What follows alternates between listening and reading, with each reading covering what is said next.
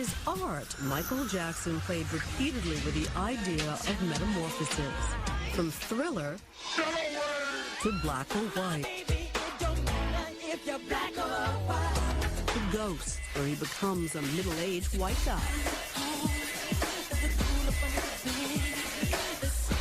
And looking back, it seems as if Michael Jackson viewed his own face as yet another canvas, another opportunity to explore change. For the first time tonight, we talked to the woman who knew his face almost as well as he did, Karen Faye, his makeup artist for more than 25 years.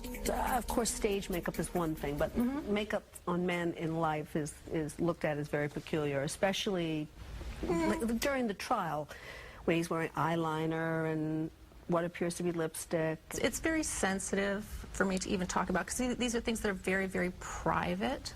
He didn't like the line that was drawn between what's allowed for men and what's allowed for women. He really was very androgynous in the sense that he just took whatever is available to enhance himself as art. So in some ways, people have said that he saw himself as an artistic canvas. Absolutely. That's the explanation also for the plastic surgery. He was always trying to perfect everything. Plastic surgeons have looked at his face and said that the nose actually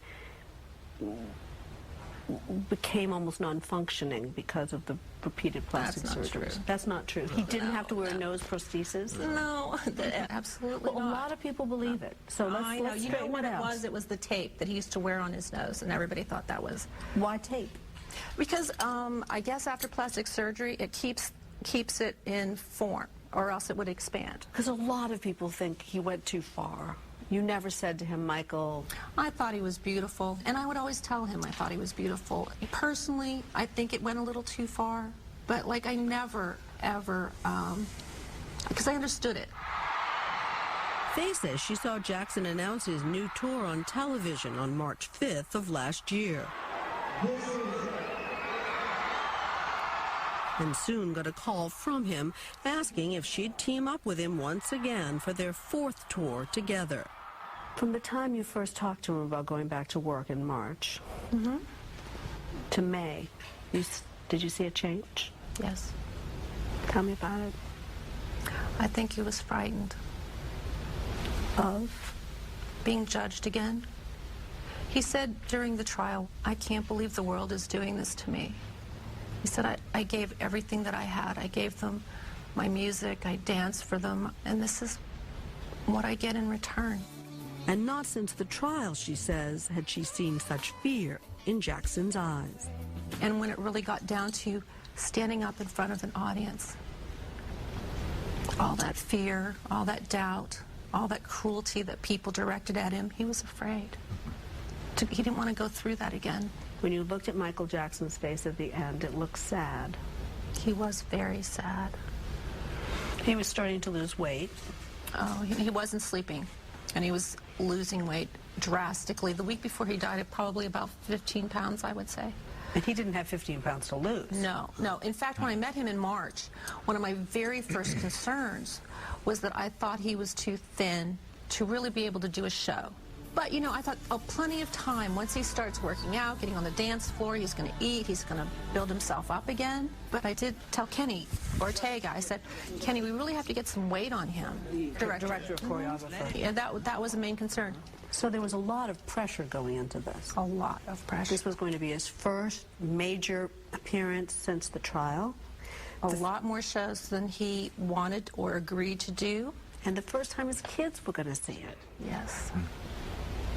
So there was a lot on the line. And Jackson wanted to top himself. Better dancing, better costumes. Even a 3D movie is part of the show. Did you also feel that he was taking drugs at that time? Medication of some sort?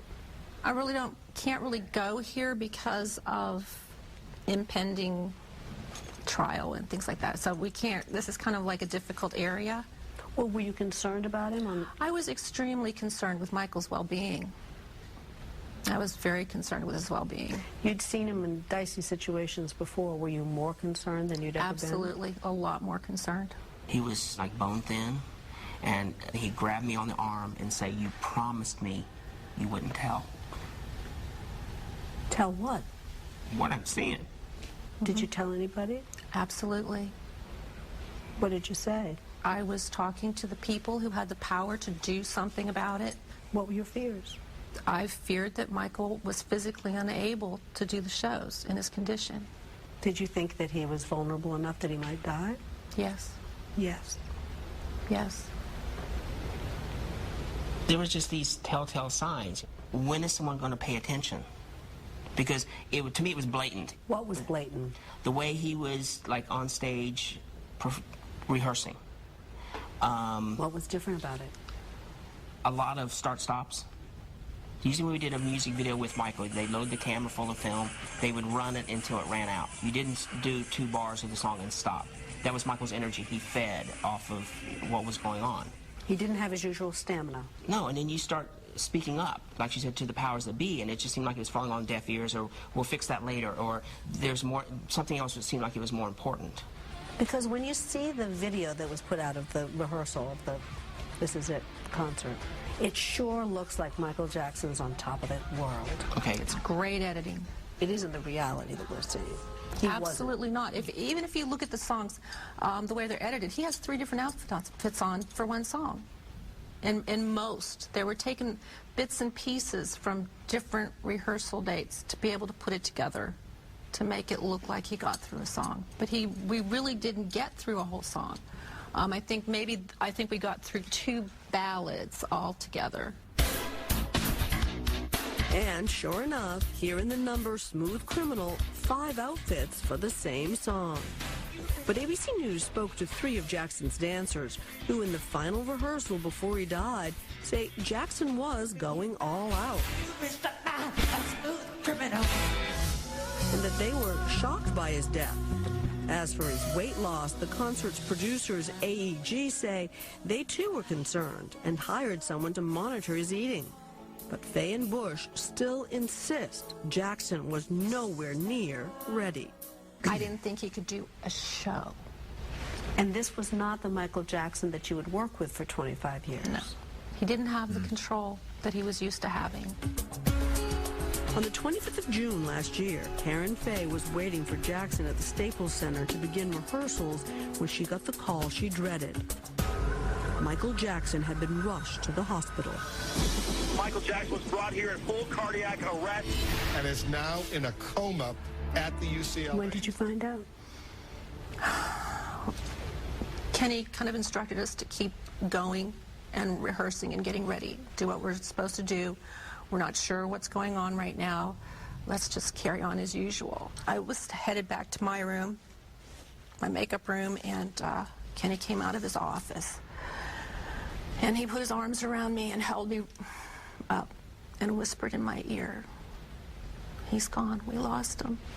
And my knees just collapsed. Do you think Michael Jackson needed to die? Do you think that was inevitable, or could he have been saved? I think if people paid attention, we'd still have him. Next, what we do have, the children he left behind, where they are today. Yeah, and I'm sort of like a hooligan. Who needs the paparazzi when their videos are turning up on YouTube? When we come back.